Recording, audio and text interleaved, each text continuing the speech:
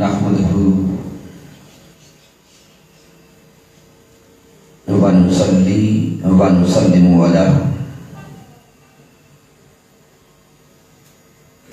سيدنا ومولانا محمد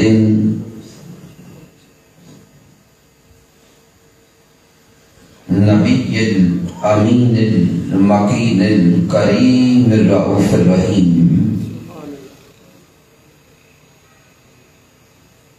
أما بعد فأعوذ بالله من الشيطان الرجيم. بسم الله الرحمن الرحيم.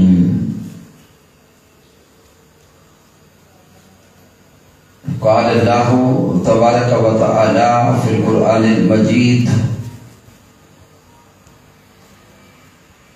فلا أقسم بمواقع النجوم وإنه لقسم لو تعلمون عظيم إنه لقرآن كريم. صدق الله مولانا العظيم. إن الله وملائكته يصلون على النبي يا أيها الذين آمنوا صلوا عليه وسلموا تسليما. الصلاة والسلام عليك يا سيدي يا رسول الله وعلى آلك وأصحابك يا حبیب اللہ. اللہ رب العزت کی توفیق سے اور تاجدار کائنات صلی اللہ علیہ وآلہ وسلم کے نعلین پاک کے تصدق سے رمضان المبارک کی ان بابرکت ساعتوں میں کبیر والا کی سرزمین پر ہم 5 روزہ دروس عرفان القرآن کی آج دوسری نشست میں حاضر ہیں. ان 5 روزہ دروس عرفان القرآن کے انعقاد پر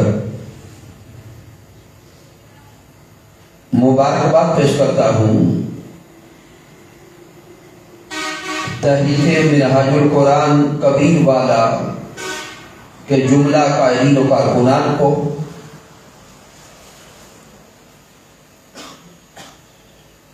جمی فورمز کے قائلین و کارکنان اور بالخصوص منہاج القرآن ویمن لیگ کی اپنی ماؤں بہنوں اور بیٹیوں کو، اور موسم کی اس شدت کے باوجود آپ تشریف لانے والے اور بالخصوص آج کے اس درس عرفان القرآن کے انتظامات کرنے والے تمام کارکنان کو مبارکباد پیش کرتا ہوں کہ ساری رات بارش کے باوجود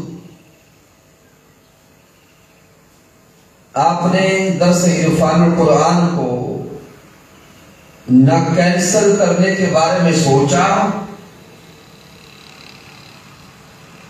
بلکہ اپنے جذبات اس انداز سے جمع رکھے کہ آپ احباب اس موسم میں بھی اللہ رب العزت کے کلام کا فہم حاصل کرنے کے لیے تشریف لائے.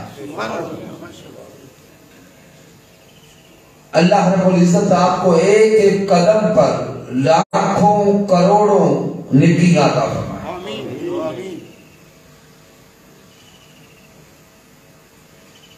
آج کے درس عرفان القرآن کا موضوع عظمت قرآن ہے. تو آئیے اس موضوع کی طرف آگے بڑھتے ہوئے سب سے پہلے یہ سوچیں کہ قرآن کیا ہے.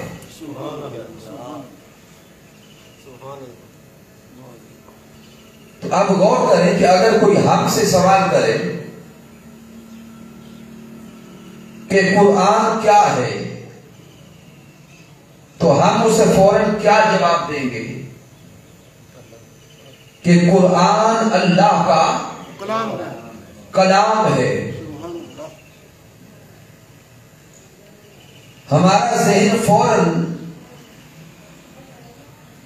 اسی طرف جاتا ہے کہ یہ قرآن اللہ کا کلام ہے.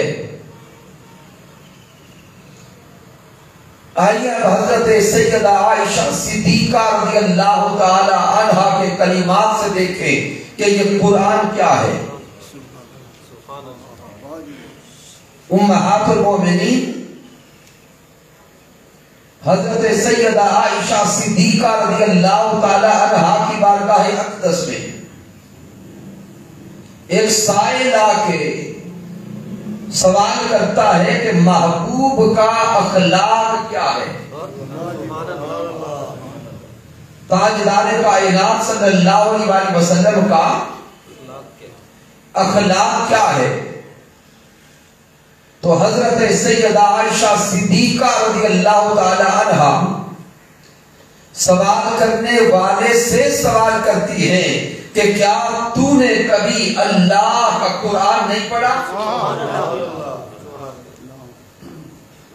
کانا خلقہ القرآن، سارے کا سارا قرآن ہی اخلاق مصطفیٰ ہے. اب سامعین محترم ذہن میں ایک اگلا سوال پیدا ہوگا کہ ہم سے کسی نے پوچھا کہ قرآن کیا ہے، ہم نے جواب دیا کہ قرآن اللہ کا کلام ہے. اور حضرت سیدہ عائشہ صدیقہ رضی اللہ تعالی عنہا نے فرما دیا کہ سارا قرآن اخلاق محمد مصطفیٰ ہے. تو اب ذہن سوال کرے گا یہ قرآن تو وہی ایک ہے 30 پاروں میں، قرآن مجید فرقان حمید وہی ایک. جب کوئی ہم سے سوال کرتا ہے کہ قرآن کیا ہے، ہم کہتے ہیں کہ قرآن اللہ کا کلام ہے. اور حضرت سیدہ عائشہ صدیقہ فرماتی ہے یہ قرآن تاجدار کائنات صلی اللہ علیہ وسلم کا اخلاق ہے. اب انسانی ذہن بار بار سوال کرتا ہے کہ اس قرآن کو اللہ کا کلام مانے یا تاجدار کائنات کا اخلاق مانے. تو حضور شیخ الاسلام ڈاکٹر محمد طاہر القادری مقدس والی اس نقطے کو حل فرماتے ہیں. آپ فرماتے ہیں کہ کلام صاحب کلام کی صفت ہوتا ہے. اگر آپ کلام کریں تو آپ کا کلام آپ کی صفت ہوگا. میں کلام کر رہا ہوں تو میرا کلام میری صفت ہے. تو یہ سارا قرآن اللہ کا کلام ہے. تو کلام کے اعتبار سے یہ قرآن اللہ کی صفت ہے. اور دوسری طرف دیکھیں تو اخلاق بھی صاحب اخلاق کی صفت ہوتا ہے. تو اخلاقی اعتبار سے یہ قرآن صفت محمد مصطفیٰ ہے. آپ اس قرآن مجید کو دیکھتے چلے جائیں. اگر اس قرآن کو کلامی اعتبار سے دیکھیں، اس قرآن کو نزولی اعتبار سے دیکھیں، اس قرآن کو الہامی اعتبار سے دیکھیں تو یہ قرآن صفت خدا بنتا ہے. اگر اس قرآن کو عملی صورت میں دیکھیں تو یہ یہی قرآن صفت محمد مصطفیٰ بنتا ہے. لیکن انسانی ذہن اسی طرف قائم رہا کہ اب یہ قرآن صفت خدا ہے یا صفت مصطفیٰ ہے. تو سامعین محترم غور کریں، یہ قرآن کم و بیش 23 سالوں میں قلب مصطفیٰ پہ اترا.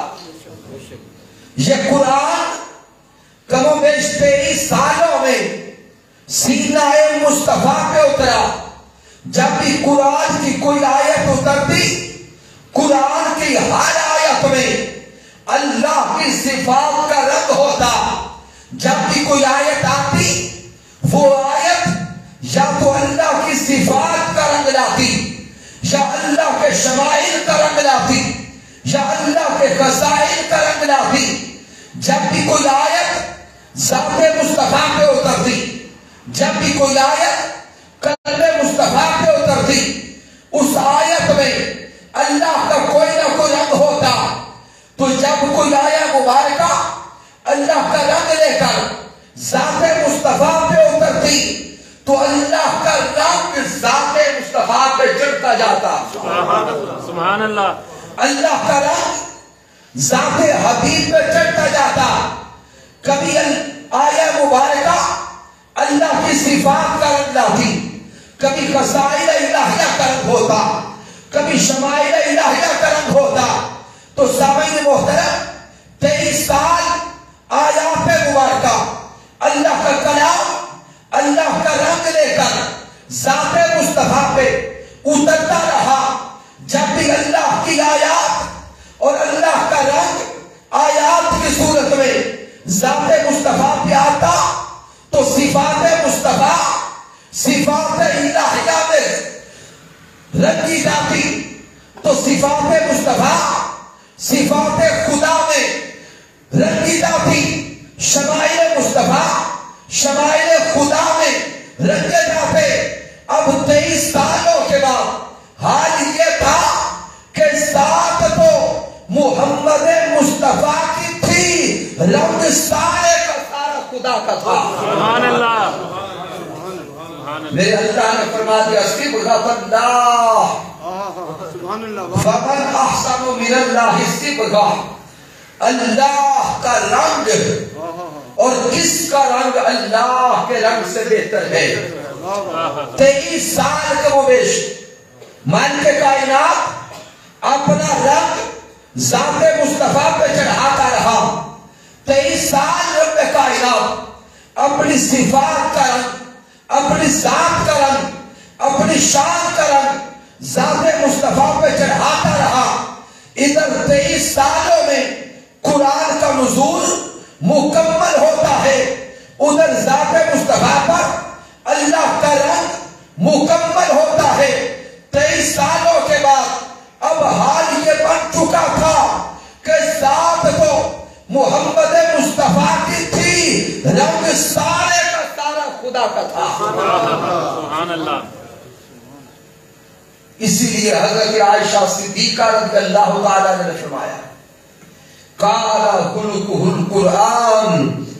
اگر تاجدار کائنات کی سیرت کو دیکھنا چاہو، اگر تاجدار کائنات کی زندگی کو دیکھنا چاہو، اگر تاجدار کائنات کے اعمال کو دیکھنا چاہو، اور اگر ذات مصطفیٰ کے اخلاق کو دیکھنا چاہو، قرآن کو اٹھا کے پڑھتے جاؤ. سارا قرآن سیرت مصطفیٰ کی ہے اور اخلاق مصطفیٰ کی ہے.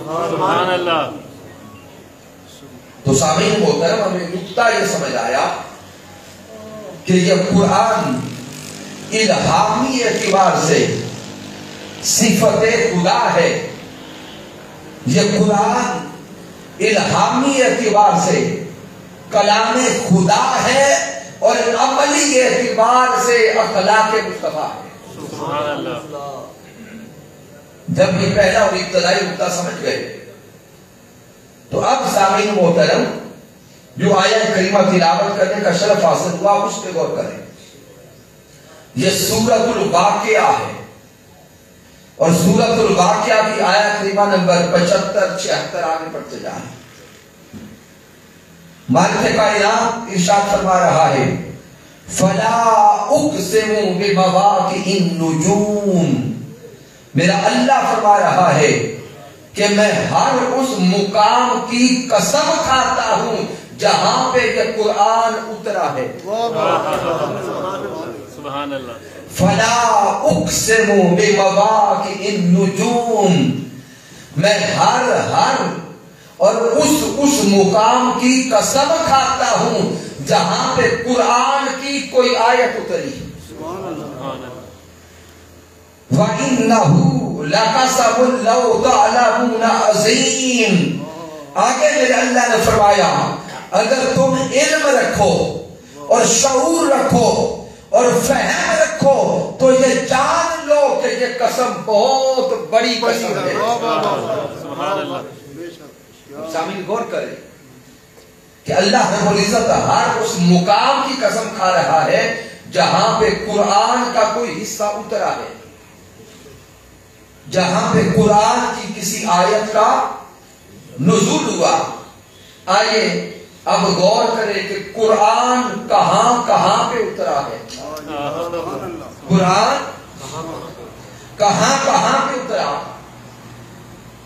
تو آئمہ علوم القرآن لکھتے ہیں کہ نزول کے اعتبار سے قرآن مجید کو 2 حصوں میں تقسیم کیا گیا.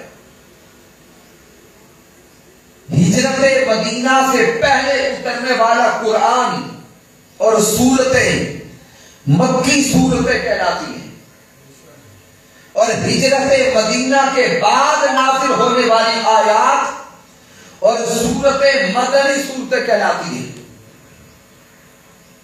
گویا جب تاجدار کائنات مکہ المکرمہ میں تھے تو قرآن کا نزول مکہ میں ہوتا رہا.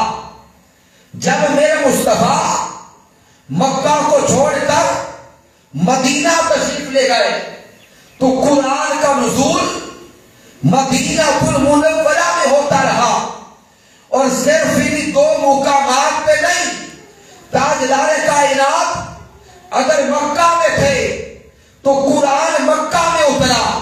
اگر میرے مصطفیٰ مدینہ منورہ میں تھے تو قرآن مدینہ المنورہ میں اترا. اگر میرے مصطفیٰ احد میں گئے تو قرآن احد میں اترا. اگر میرے مصطفیٰ خندق میں گئے تو قرآن مقام خندق پہ اترا. اگر میرے مصطفیٰ طائف میں گئے تو قرآن مقام طائف میں اترا. اگر میرے مصطفیٰ حجرات ازواج میں تھے تو قرآن حجرات میں اترا. تو سامعین یہ راز سمجھ آ رہا ہے کہ جدھر میرے مصطفیٰ جا رہے ہیں وہاں پہ قرآن کا نزول ہو رہا ہے. سبحان اللہ. جدھر تاجدار کائنات جا رہے ہیں وہاں پہ قرآن کا نزول ہو رہا ہے. اب غور کریں میرا اللہ کو فرما رہا ہے فلا اقسم بمواقع النجوم. میں ہر اس مقام کی قسم کھاتا ہوں جہاں پہ قرآن کا کوئی حصہ اترا. میں ہر اس مقام کی قسم کھاتا ہوں جہاں پہ قرآن کی کوئی آیت اتری. تو گویا رب کائنات اس مقام پہ پیغام یہ دے رہا ہے کہ اگر میرا حبیب مکہ المکرمہ میں ہے تو قرآن مکہ میں اترا. رب کہتا ہے اے مصطفیٰ تیری نسبت کا صدقہ قرآن بھی مکہ میں آ رہا ہے اور میں رب ہو کے مکہ کی قسم کھاتا ہوں. میں رب ہو کے مکہ المکرمہ کی قسم کھاتا ہوں. اگر میرے مصطفیٰ مدینہ المنورہ میں گئے تو رب کائنات مدینہ کی قسم کھاتا ہے. اگر تاجدار کائنات احد میں گئے تو رب کائنات احد کی قسم کھاتا ہے. اگر تاجدار کائنات غزوہ خندق میں گئے تو رب کائنات خندق کی مکہ میں آیا تو مکہ کی قسم، اگر قرآن مدینہ میں آیا تو مدینہ کی قسم، اگر قرآن احد میں آیا تو احد کی قسم، اگر قرآن طائف میں آیا تو طائف کی قسم۔ دیکھتے جاؤ جدھر جدھر مصطفیٰ جا رہے ہیں ادھر ادھر قرآن آ رہا ہے، اور جدھر جدھر قرآن آ رہا ہے وہ مولا بھی اس مقام کی قسم کھاتا جا رہا ہے۔ سبحان اللہ۔ اب سامعین یہ نقطہ تو سمجھ آیا کہ جس مقام پہ قرآن اترا اللہ اس مقام کی قسم کھا رہا ہے۔ اب ان ساری قسموں کو آئیے جوڑ کر دیکھیں اور غور کریں کہ اللہ کس مقام کی قسم کھا رہا ہے۔ اگر قرآن مجید فرقان حمید کو اس انداز سے دیکھیں کہ قرآن کی آیات مبارکہ کہاں کہاں اتری ہے تو مالک کائنات ہر مقام کی قسم کھا رہا ہے۔ اگر ان سارے مقامات کو جوڑ کے دیکھیں تو علماء کہتے ہیں ارے دیکھتے جاؤ یہ سارا قرآن قلب مصطفیٰ پہ آیا، یہ سارا قرآن قلب مصطفیٰ پہ آیا۔ اگر فلا اقسم بمواقع النجوم ان قسموں کو جدا جدا مقامات پہ دیکھو تو پھر قسم مکہ کی بھی ہے، پھر قسم مدینہ کی بھی ہے، پھر قسم احد و خندق کی بھی ہے، پھر قسم طائف کی بھی ہے، پھر قسم حضرت عائشہ صدیقہ کے حجرہ کی بھی ہے۔ ساری قسموں کو الگ الگ دیکھو تو درجنوں مقامات کی قسم۔ اگر ان ساری قسموں کو اکٹھا کرو مجتمع کرو تو دیکھو سارا قرآن سینہ مصطفیٰ پہ آیا، سارا قرآن قلب مصطفیٰ پہ آیا۔ وہ رب کہتا ہے دنیا داروں دیکھ لو میں رب ہو کر خالق ہو کر مالک ہو کر محمد مصطفیٰ کے سینہ کی قسم کھاتا ہے۔ سبحان اللہ۔ فلا اقسم بمواقع النجوم۔ اب سامعین غور کریں کہ وہ رب اگر قسم کھا رہا ہے تو پھر اس شے کی عظمت کا حال کیا ہوگا جس کی قسم وہ رب کھا رہا ہے۔ اور غور کریں نا کہ رب کائنات قسم کیوں کھاتا ہے۔ تو سامعین آپ بھی پڑھے لکھے احباب ہیں، ہم بھی دنیا میں قسم کھاتے ہیں۔ قسم بولیں گے قسم کھاتے ہیں۔ تھوڑا غور کریں کہ ہم قسم کیوں کھاتے ہیں۔ جب سننے والا ہماری بات پہ یقین نہ کر رہا ہو تو ہم اپنی بات میں پختگی لانے کے لیے قسم کھاتے ہیں۔ تو پتہ چلا کہ ہم قسم کھاتے ہیں اپنی بات منوانے کے لیے، اسی طرح اپنی بات میں زور پیدا کرنے کے لیے، اپنے سننے والے کو یقین دلوانے کے لیے۔ آئیے اب مولا سے سوال کریں، مولا ہم تو قسم کھاتے ہیں جب کوئی بندہ ہماری بات پہ یقین نہیں کرتا تو کیا تو بھی یقین دلوانے کے لیے قسم کھاتا ہے؟ تو جواب آتا ہے نہیں۔ الف لام میم ذالک الکتاب لا ریب فیہ۔ اللہ فرماتا ہے کہ میرا کلام تو وہ ہے جس میں شک و شبہ کی گنجائش کوئی نہیں، اور میں اپنی بات منوانے کے لیے قسمیں کھانے کا محتاج نہیں ہوں۔ پھر بندہ سوال کرتا ہے مولا جب تیرا کلام پختگی کے لیے یقین کے لیے قسموں کا محتاج نہیں ہے تو پھر بتا نا پھر تو قسم کھاتا کیوں ہے؟ اور ایک مقام کی قسم نہیں کھاتا. فلا اقسم بمواقع النجوم، ہر اس مقام کی قسم کھاتا ہے جہاں میں قرآن آ رہا ہے. تو اے مالک کائنات، جب تو قسموں کا محتاج نہیں ہے تو پھر قسم کھاتا کیوں ہے؟ تو مالک کائنات فرماتا ہے میری قسم اپنے کلام میں یقین پیدا کرنے کے لیے نہیں ہوتی. جب میں کسی شے کی قسم کھاتا ہوں تو اس شے کی عظمت کے اظہار کے لیے کھاتا ہوں. سبحان اللہ. اس شے کے مقام و مرتبہ کو بیان کرنے کے لیے اٹھاتا ہوں. اس شے کی عظمت اور رفعت کو دکھانے کے لیے اٹھاتا ہوں.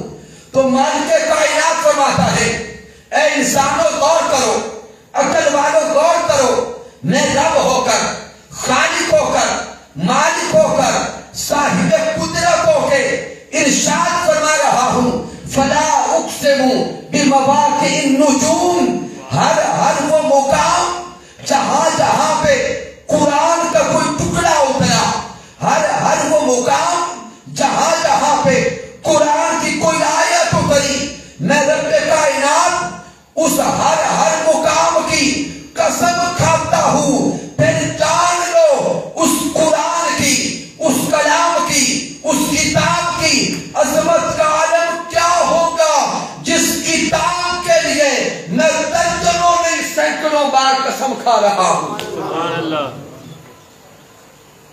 آئیے سامعین محترم، اب اس لفظ قرآن پہ غور کریں اور دیکھیں کہ لفظ قرآن کیا ہے.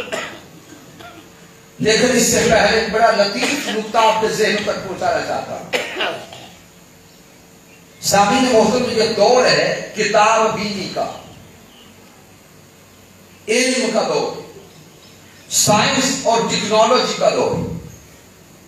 اگر آج کے اس دور میں آپ سے یہ سوال کروں کہ اس وقت دنیا میں کم و بیش کتنی کتابیں ہیں، تو شاید آپ کا ذہن جواب دے کہ اس دور میں لاکھوں نہیں کروڑوں کتابیں دنیا میں موجود ہیں. لیکن اگر ان کتابوں کو دیکھتے ہیں، ان کتابوں کے لکھنے والا بھی کوئی دنیا کا عام انسان ہوگا، اور ان کتابوں کو نام دینے والا بھی کوئی دنیا کا عام انسان ہوگا. اب دیگر ساری کتب کو تو چھوڑ دیں، قرآن مجید فرقان حمید سے پہلے نازل ہونے والی آسمانی کتابوں کو دیکھیں. تورات، آگے کیا ہے؟ زبور، انجیل. ان کتب کا اگر مطالعہ کریں، پہلی بات تو یہ کہ آج کا اس دور میں یہ کتابیں اپنی اصلی صورت میں نہیں ملتی، اور جس حالت میں میسر بھی ہیں ان کو اگر دیکھیں، مطالعہ کریں، تو ان کتابوں کا اپنا نام ان کتابوں کے اندر موجود نہیں ہے. ان کتب کا نام ان کے اندر بولیں گے موجود نہیں ہے. جبکہ قرآن مجید فرقان حمید کی شان یہ دیکھیں کہ اس کا جو نام قرآن ہے، یہ لفظ قرآن خود قرآن مجید فرقان حمید میں کم و بیش 70 بار استعمال ہوا ہے. اس قرآن کا جو نام کیا ہے؟ قرآن. تو اس کا نام قرآن خود قرآن مجید نے 70 بار استعمال کیا. کبھی میرے اللہ نے فرمایا بل ہوا قرآن مجید، لفظ قرآن یہاں بھی ہے. کبھی میرے اللہ نے فرمایا شہر رمضان الذی انزل فیہ القرآن، یہاں بھی اللہ نے فرما دیا کہ قرآن اترا ہے. کبھی میرے اللہ نے فرمایا انہ لقرآن کریم، تو اس قرآن مجید کا جو ٹائٹل ہے، جو نام ہے، یہ خود قرآن مجید نے 70 بار استعمال کیا۔ سبحان اللہ۔ اب اگر لفظ قرآن میں غور و فکر کرے تو حضور شیخ الاسلام ڈاکٹر محمد طاہر القادری مدثر الوالی نے اپنی کتاب مناہج العرفان میں لفظ قرآن کے 4 مادہ اشتقاق بیان کیے۔ وقت نہیں کہ میں ان چاروں کو بیان کروں، صرف پہلے مادہ اشتقاق کی طرف آپ کی توجہ دلاؤں گا۔ لفظ قرآن کا ایک مادہ ہے قرأ، اور آپ پڑھے لکھے احباب ہے، اس لیے میں لفظ مادہ کی وضاحت کی طرف نہیں جا رہا۔ مادہ روٹ ورڈ کو کہتے ہیں جس سے الفاظ آگے بنائے جاتے ہیں۔ تو لفظ قرآن کا ایک مادہ اشتقاق ہے قرأ، جس کا معنی ہے جمع ہونا یا جمع کرنا۔ معنی کیا ہے؟ یا جمع کرنا۔ اس مادہ سے جب لفظ قرآن بنا تو اس کا معنی ہوگا وہ عظیم کتاب جس کے اندر مالک کائنات نے کائنات کے سارے علوم جمع فرما دیے۔ سبحان اللہ۔ وہ عظیم کتاب جس کے اندر اللہ رب العزت نے کائنات کے سارے علوم جمع فرما دیے۔ کائنات کی ابتدا کا علم بھی اسی قرآن میں ہے، اور اس کائنات کی انتہا کا علم بھی اسی قرآن میں ہے۔ میرے اللہ نے سورۃ الانعام میں ارشاد فرمایا وَلَا رَطْبٍ وَلَا يَابِسٍ إِلَّا فِي كِتَابٍ مُبِينٍ۔ میرے اللہ نے فرمایا کہ ہر خشک اور ہر تر شے کا علم اس کتاب مبین میں ہے۔ سبحان اللہ۔ ہر خشک و تر شے کا علم اس کتاب مبین میں ہے۔ اب سامنے غور کریں، قرآن مجید کی یہ صرف ایک آیہ مبارکہ ہے، اور میرا اللہ فرما رہا ہے کہ ہر خشک و تر شے کا علم اس قرآن میں ہے۔ اس آیہ مبارکہ پر معترضین، مستشرقین اور سائنسدانوں نے سوچا کہ ہم ریسرچ کریں۔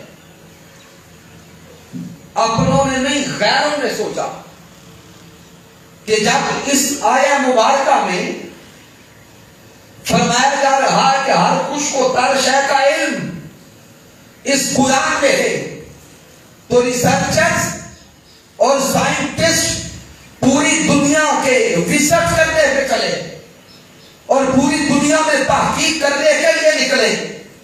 جب انہوں نے اپنی بساط کے مطابق دنیا کی نشیات کو دیکھا، مخلوقات کو دیکھا اور تحقیق کرتے گئے، تو سائنسدان اس نتیجے پر پہنچے کہ کائنات کی جتنی اشیاء ہیں ان میں سے کوئی شے یا تو خشک ہے، کوئی شے تر ہے، یا ان دونوں چیزوں کا مرکب ہے۔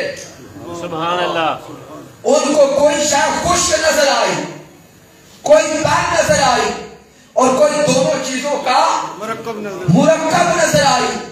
وہ سائنسدان جو مسلم نہیں تھے، ریسرچ کرتے کرتے یہ اعلان کرنے پر مجبور ہو گئے کہ وَلَا رَطْبٍ وَلَا يَابِسٍ إِلَّا فِي كِتَابٍ مُبِينٍ۔ اس کلام مجید کی صرف یہ ایک آیہ کریمہ بتا رہی ہے کہ یہ کلام اسی کا ہے جس نے یا تو اس کائنات کو خود بنایا ہے یا اس کائنات کو بنتے ہوئے دیکھا ہے۔ سبحان اللہ۔ سامعین، غیر بھی اس نتیجے پر پہنچ گئے کہ یہ کلام اسی کا ہے جس نے سب کچھ بنایا ہے۔ تو پھر اللہ رب العزت اسی کلام مجید میں آگے سورۃ النحل میں ارشاد فرماتا ہے وَنَزَّلْنَا عَلَيْكَ الْكِتَابَ تِبْيَانًا لِكُلِّ شَيْءٍ۔ میرا اللہ فرماتا ہے حبیب ہم نے آپ پر وہ کتاب اتاری ہے جس میں ہر شے کا تبیان بیان کر دیا. سبحان اللہ. ہر شے کا تبیان بیان کر دیا. پھر سورہ بنی اسرائیل میں میرے اللہ نے ساتھ فرمایا فصلناہ تفصیلا کہ محبوب ہم نے آپ کو وہ کتاب عطا فرمائی جس میں ہر شے کی تفسیر کو بیان کر دیا. تو قرآن مجید کے یہ آیات مبارکہ خود بتا رہی ہے کہ کائنات کے جمی علوم کی تفسیر بھی قرآن میں ہے اور جمی علوم کا تبیان بھی اسی قرآن میں ہے. سبحان اللہ. لیکن سامعین ذہن میں سوال پیدا ہوگا کہ ہمارے گھر میں تو قرآن مجید صحیفے کتاب شاید 1 درجن کے قریب پڑے. لوگ سوچیں گے کہ ہمارے گھر میں تو شاید 1 درجن کے قریب نسخے موجود ہیں. ہم بچوں سے لے کے بڑوں تک پڑھتے بھی ہیں لیکن ہمیں آج تک اس قرآن سے میڈیکل سائنس نہیں ملی. ہمیں آج تک اس قرآن سے فزکس اور بایو نہیں ملی. تو سامعین غور تو کریں ہم نے اس قرآن کو پڑھا کس لیے ہے؟ ہم تو صرف تلاوت کرتے ہیں بغیر سوچے ہوئے. لیکن جان لیں ہماری نظر تلاوت کرتے ہوئے بھی صرف ثواب پر ہے. ہماری نظر تلاوت کرتے ہوئے بھی فقط ثواب پر ہے. لیکن سامعین محترم آج کے درس عرفان القرآن میں یہ نقطہ دل کی تختی پہ لکھتے ہوئے جائیں یہ قرآن صرف ثواب کے لیے نہیں اترا. یہ قرآن ثوابی کتاب بن کر نہیں آیا. یہ قرآن تو صحیفہ انقلاب بن کے آیا ہے. یہ قرآن زندگیاں بدلنے کے لیے آیا. یہ قرآن نظام بدلنے کے لیے آیا. یہ قرآن اصول دینے کے لیے آیا. لیکن ہم ایسے لوگ بن گئے کہ قرآن کو پڑھتے تو ہیں صرف ثواب کے لیے. مولا کیا کہتا ہے یہ سوچنا بھی چھوڑ دیا اور ہمیں صرف ثوابوں کے چکر میں ڈال دیا. اچھی بات ہے ثواب اکٹھا کرنا چاہیے لیکن سامعین محترم جب ثواب کے لیے قرآن پڑھتے ہوں گے تو قرآن بھی ہم سے سوال کرتا ہوگا ارے مجھے پڑھنے والے کیا صرف ثوابوں کے پہاڑ چاہتا ہے؟ اور غور کریں اگر ثواب ہی چاہتے ہیں تو میں اس تلاوت سے بڑھ کے زیادہ ثواب آگے بتانے لگا. تلاوت پہ کتنا ثواب؟ میرے آقا نے فرمایا کہ ایک ایک حرف کے بدلے 10 نیکیاں ملتی ہیں. ہر کسی کو ملتی ہیں. لیکن سامعین غور کریں میرے آقا نے فرمایا جو انسان اس قرآن کی ایک آیت کو سمجھتا ہے سبحان اللہ. جو کوئی اس قرآن کی ایک آیت کو سمجھ لیتا ہے اس سے علم لیتا ہے فہم لیتا ہے شعور لیتا ہے. میرے آقا نے فرمایا اس آیہ مبارکہ کو ایک بار پڑھنے والا اس سے علم لینے والے کو مالک کائنات راتوں کو اٹھ اٹھ کر 100 نفل پڑھنے کا ثواب عطا کرتا ہے. سبحان اللہ. جس نے ایک آیہ کریمہ کو سمجھا اس سے علم لیا اس سے 100 رکعت نفل پڑھنے کا ثواب. سبحان اللہ. تو اب غور کریں کیا صرف تلاوت میں بڑا ثواب ہے یا سمجھ کے پڑھنے میں؟ تھوڑا غور کر لیں. اور اگر کوئی کہے بھی آج کے دور میں کتنے لوگ ہیں جو رات کو اٹھ کے 100 نفل پڑھتے ہیں اگر تلاش کرنے لگے تو شاید ہزاروں میں کوئی ایک بندہ ملے. جبکہ میرے آقا نے فرمایا کہ جس نے ایک آیت کریمہ کا علم لیا اس کو 100 رکعت نفل پڑھنے کا ثواب. اور آگے آقا فرماتے ہیں جس نے اس قرآن کا ایک باب سیکھ لیا. سبحان اللہ. اس ایک باب سے مراد ایک رکوع. جس نے قرآن مجید کا ایک باب ایک رکوع سیکھ لیا, اس سے علم لیا, فہم لیا, تدبر لیا, تفکر لیا. ابھی عمل کی بات نہیں ہو رہی, صرف سیکھا اور ایک رکوع سے صرف علم حاصل کیا. میرے آقا نے فرمایا اس کو ساری رات کھڑے ہو کر 1000 رکعت نفل پڑھنے کا ثواب ملے گا. سبحان اللہ. آئیے آج کا کل سے لسان قرآن میں یہ نیت کو ارادہ کر کے جائیں کہ قرآن کو پڑھیں گے, کوشش کرتے ہیں کہ آپ اس قرآن کو ترجمہ سے پڑھیں گے انشاءاللہ. اور حضور شیخ الاسلام نے آسان ترین ترجمہ دے دیا عرفان القرآن. کم از کم 3 آیات مبارکہ ہر روز پڑھنے کی کوشش کریں اور پھر سوچیں کہ اس قرآن میں کتنے علوم ہیں. پھر پڑھتے اٹھتے چلے جائیں گے اور کیا کیا علم قرآن سے ملے گا. حضرت عبداللہ ابن عباس رضی اللہ تعالیٰ عنہ فرماتے ہیں, آپ فرماتے ہیں لو دعا لی اکال بعیر لوجدتہ فی کتاب اللہ. آپ سن کے تڑپ جائیں گے. حضرت عبداللہ ابن عباس نے فرمایا کہ اگر میرے اونٹ کی رسی بھی گم ہو جاتی, سبحان اللہ. اگر میرے اونٹ کی رسی بھی گم ہو جاتی, وہ اونٹ کی رسی تلاش کرنے کے لیے میں گلیوں کے پھیرے نہیں لگاتا تھا. اونٹ کی رسی تلاش کرنے کے لیے جانوروں کے پیچھے نہیں دوڑتا تھا.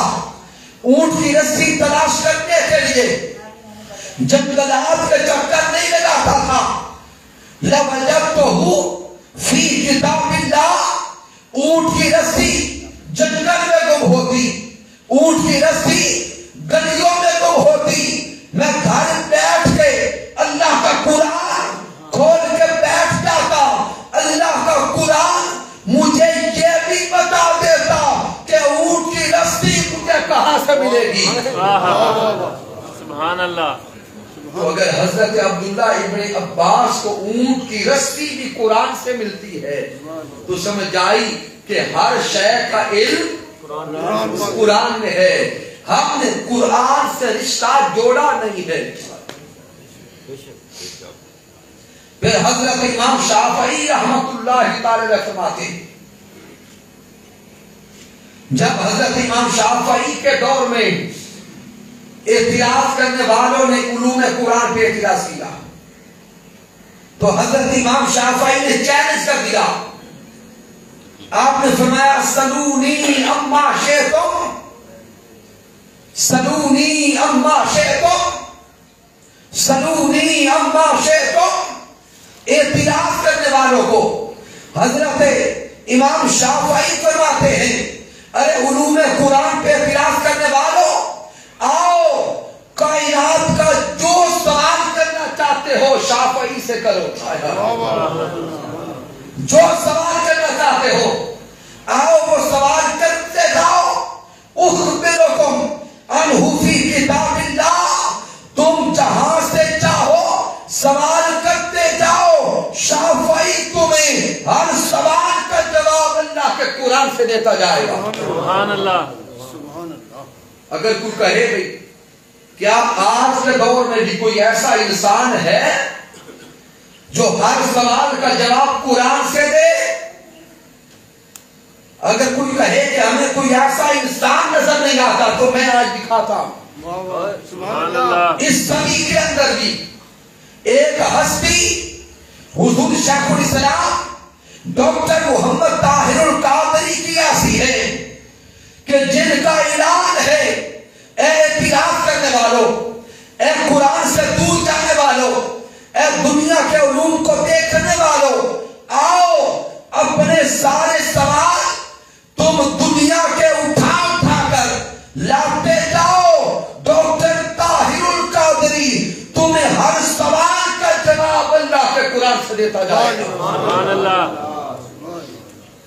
اور اگر تو کہے بھی آپ تو منہاج القرآن سے آئے ہیں آپ کہیں گے تو سامعین محترم منہاج القرآن والے کوئی بات بھی دلیل کے بغیر نہیں کرتے. بے شک. ہمارا کوئی دعویٰ بھی دلیل کے بغیر نہیں ہوتا.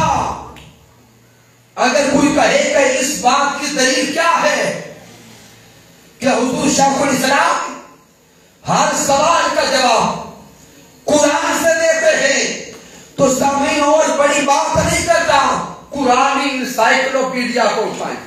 سبحان اللہ. حضور شیخ الاسلام کی کتاب قرآنی انسائکلوپیڈیا کو اٹھائیں, 8 جلدوں پر مشتمل. اس کتاب میں اس مرد کامل نے 5000 علوم قرآن مجید سے ثابت کر دیے. سبحان اللہ. اب سامعین محترم آج کے درس عرفان القرآن کے آخری نقطے پہ آپ کی توجہ چاہتا ہوں. شاید اس سے پہلی باتوں پر آپ کو توجہ کرنے کا موقع ملا یا نہیں ملا, لیکن اس نقطے پہ آپ نہ چاہتے ہوئے بھی توجہ کر جائیں گے. قرآن مجید فرقان حمید کے اگر صفاتی ناموں کو دیکھیں تو اس قرآن کا ایک صفاتی نام ہے حکیم. کیا ہے؟ حکیم.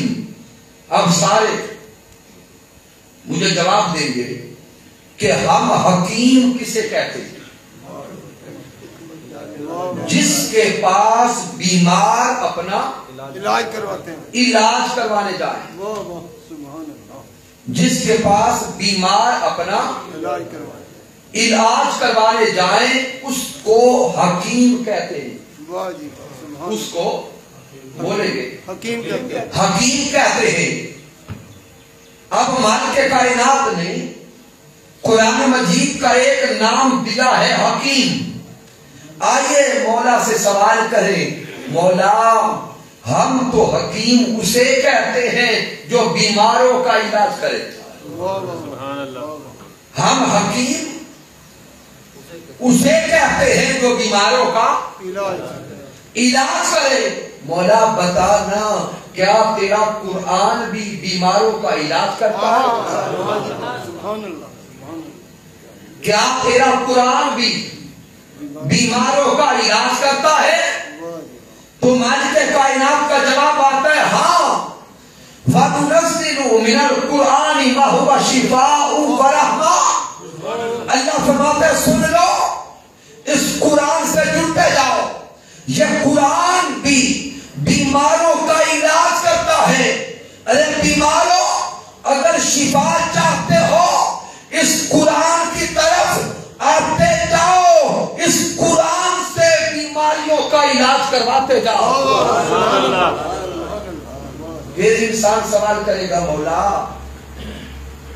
بیماریاں تو کئی طرح کی ہیں, جسمانی بیماریاں بھی ہیں, قلبی بیماریاں بھی ہیں, روحانی بیماریاں بھی ہیں.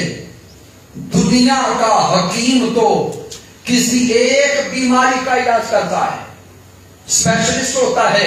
مولا بتانا تیرا قرآن کس کس بیماری کا علاج کرتا ہے؟ سبحان اللہ. سبحان اللہ. یہ علاج کرنے میں کس کس بیماری کا علاج میں اسپیشلسٹ ہے؟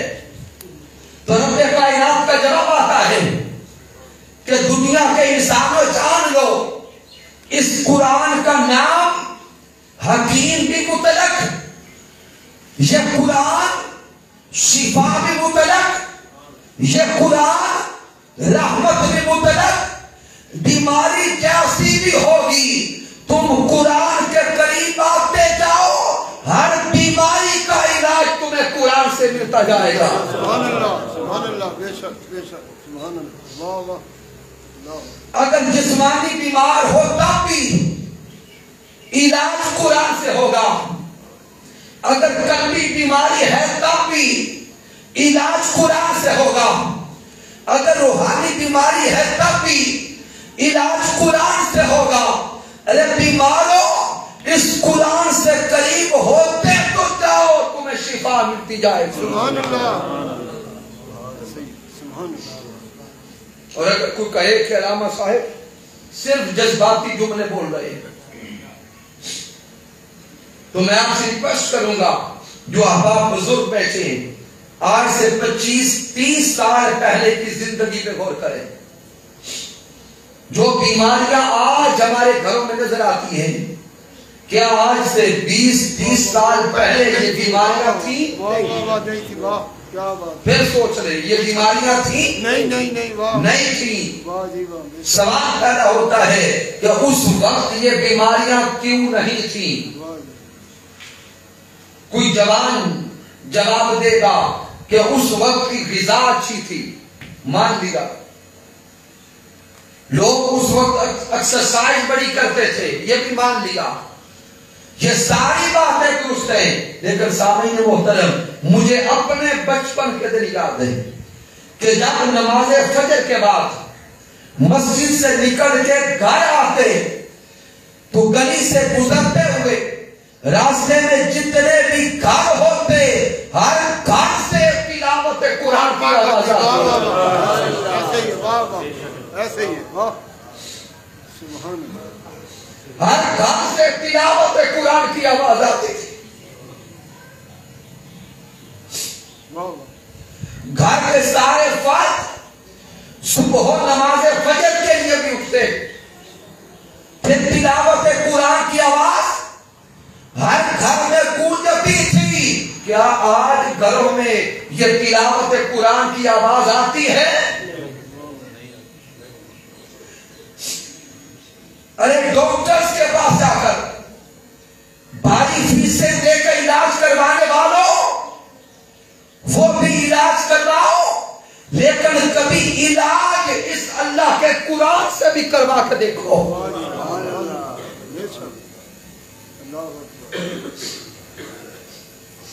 پھر دیکھو کہ یہ بیماریاں جاتی کہاں ہیں.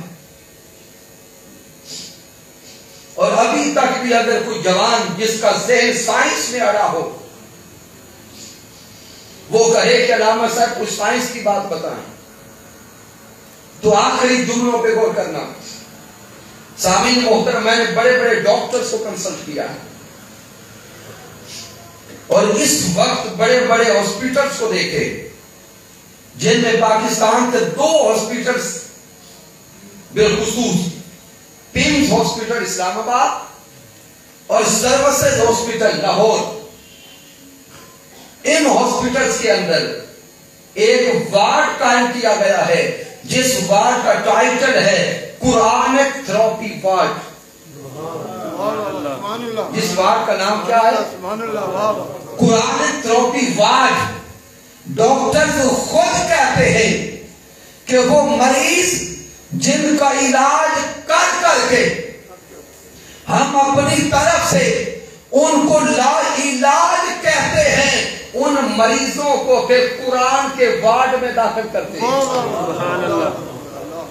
ان مریضوں کو پھر قرآن کے وارڈ میں داخل کیا جاتا ہے اور پھر ان مریضوں کو 3 وقت دوائی دی جاتی ہے، صبح، دوپہر، شام. اور ان مریضوں کو جو 3 وقت میڈیسن دی جاتی ہے وہ دنیا کی دوائی نہیں ہوتی، وہ اللہ کا قرآن سنایا جاتا ہے.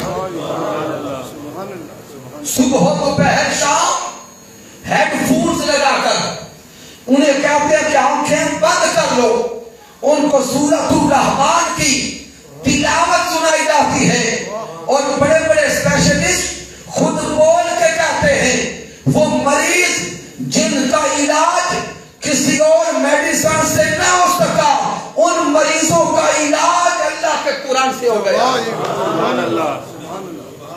اب سامعین غور تو کرے، کیا ہم نے قرآن سننے کے لیے اس وارڈ میں جانا ہے؟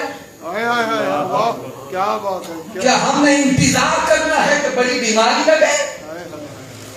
کیا ہم نے انتظار کرنا ہے کہ بڑی بڑی بیماریاں لگ جائیں اور ڈاکٹر ہمیں لا کر کے وہاں پہنچائیں تو قرآن سنیں؟ ارے نہیں، یہ قرآن ہمارے گھروں کی زینت ہے. آئیں آج نیت کر کے اٹھیں، عہد کر کے اٹھیں کہ ہر روز قرآن کی تلاوت بھی کریں گے، قرآن کا سماع بھی کریں گے،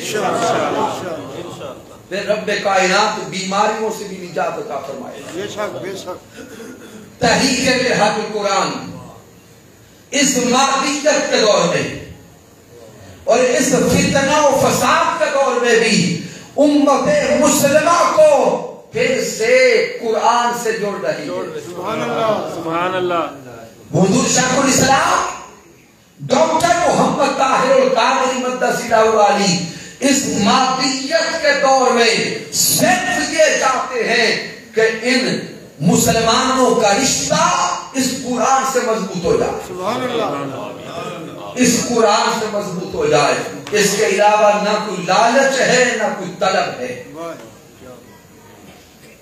تو آئیے یہ 5 روزہ دروس عرفان قرآن میں ہم یہ عہد کریں کہ ہم اللہ کے کلام کے ساتھ اپنا رشتہ مضبوط کریں گے۔ اور آج ان 5 روزہ دروس عرفان قرآن کی دوسری نشست مکمل ہوئی۔ اللہ اور اس کے محبوب علیہ السلام نے چاہا تو کل انشاءاللہ تعالی تیسری نشست ہوگی، انشاءاللہ اور کل کا کتاب بھی انتہائی اہمیت کا حامل ہے۔ موضوع رمضان اور تقوی، رمضان اور تقوی، اور خطاب کے لیے جناب محترم حضرت علامہ منہاج الدین قادری صاحب تشریف لائیں گے۔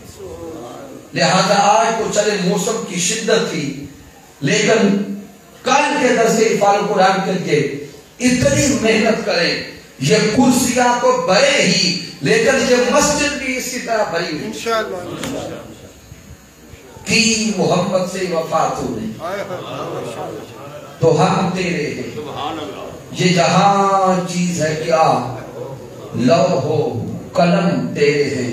میں نے جو کچھ بیان کیا اگر اس میں کوئی کمی ہے، کوئی کجی ہے، کوئی غلطی ہے تو مجھے ناچیز کی طرف سے ہے، رب کائنات معاف فرما دے۔ اگر اس میں کوئی اچھائی اور کمال ہے تو اللہ کی عزت کی قسم میرا کوئی کمال نہیں، یہ سارے کا سارا کرم میرے اللہ کا ہے، اور تاجدار کائنات صلی اللہ علیہ وسلم کی رحمت ہے، اور میرے قائد، میرے مربی، میرے استاذ حضور شیخ الاسلام ڈاکٹر محمد طاہر القادری مقدس العلی کی صحبت کا فیضان ہے۔ وما علینا الا البلاغ المبین۔